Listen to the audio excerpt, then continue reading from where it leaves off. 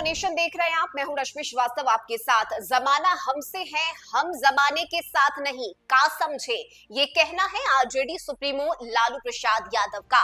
लालू यादव एक बार फिर से बिहार की राजनीति में सक्रिय हो गए हैं। खासकर केंद्र सरकार ने जिस तरह से देश भर में जातीय गणना कराए जाने का फैसला लिया, उसके बाद से लगातार लालू यादव हमलावर नजर आ रहे हैं। केंद्र सरकार पर कई आरोप लगा रहे हैं और साथ ही बिहार की जनता को ये भी याद दिला रहे हैं कि किस तरह ने उन्होंने संघर्ष किया और संघर्ष की राजनीति करते हुए लालू यादव ने अपनी एक अलग पहचान बिहार के जनता के दिलों में बनाई है।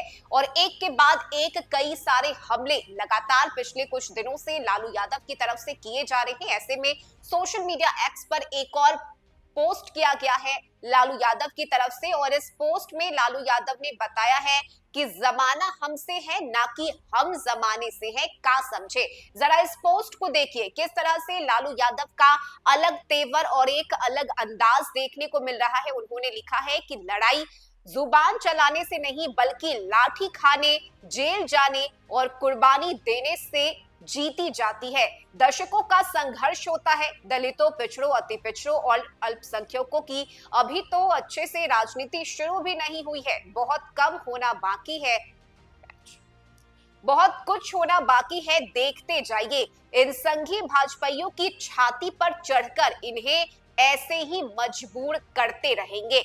और इस पोस्ट के जरिए लालू यादव ने केंद्र सरकार पर हमला बोलते हुए ये आरोप लगाया है कि जिस तरह से हमने लगातार आंदोलन किया, पिछड़ा, अति पिछड़ा, दलितों के लिए हमने आवाज उठाया, अपनी आवाज को हमने बुलंद किया, हमने लाठियां खाई, हम जेल गए और हमारी कुर्बानी का ही आज असर है कि केंद्र को हमारे सामने झुकना पड़ा और जातीय गणना का फैसला लेना पड़ा। देखिए, बिहार में इस साल विधानसभा का चुनाव है और लगभग 5 महीने का वक्त बाकी है, लेकिन इससे पहले लालू यादव पूरी तरह से सक्रिय नजर आ रहे हैं। हालांकि पिछले कुछ दिनों से लालू यादव इलाजरत थे, अस्पताल में भर्ती थे जहां उनका इलाज चल रहा था, लेकिन अब लालू यादव पूरी तरह से स्वस्थ हो चुके हैं और जल्द ही ये लालू यादव बिहार भी लौटेंगे। और यही वजह है कि बिहार आने से पहले अपने पोस्ट के जरिए लालू यादव लगातार एक के बाद एक हमले करते हुए नजर आ रहे हैं। खासकर लालू यादव ने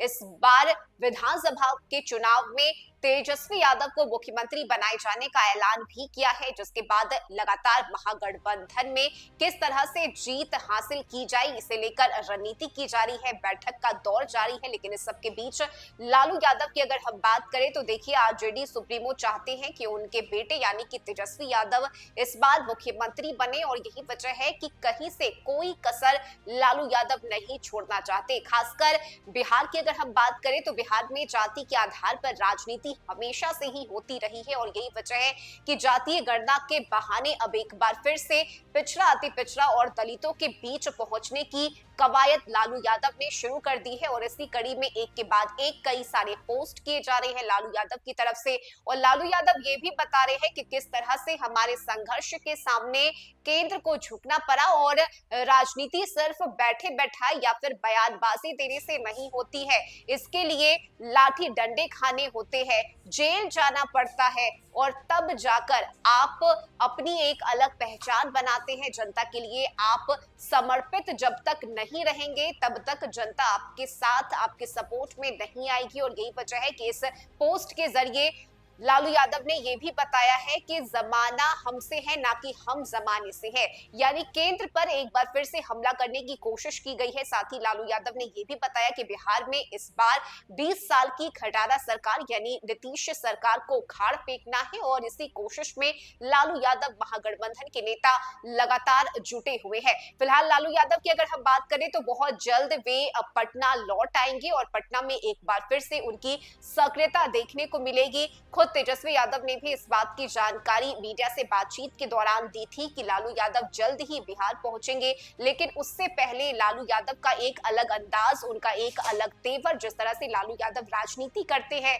या बयान देते हैं वो देखने को मिल रहा है। और लालू यादव के इस एक्टिवनेस से अब सत्ता पक्ष के लोगों पर इसका क्या असर पड़ता है, किस तरह से सत्ता के लोग लालू यादव पर, आरजेडी पर निशाना साधते हैं, ये देखना बड़ा ही दिलचस्प होगा। लेकिन लालू यादव की अगर हम बात करें तो वही तेवर और उसी अंदाज के साथ लालू यादव की अब वापसी हो रही है। इस खबर में अभी के लिए बस इतना ही। न्यूज़ फॉर नेशन पर खबरों का सिलसिला जारी रहेगा। नमस्कार।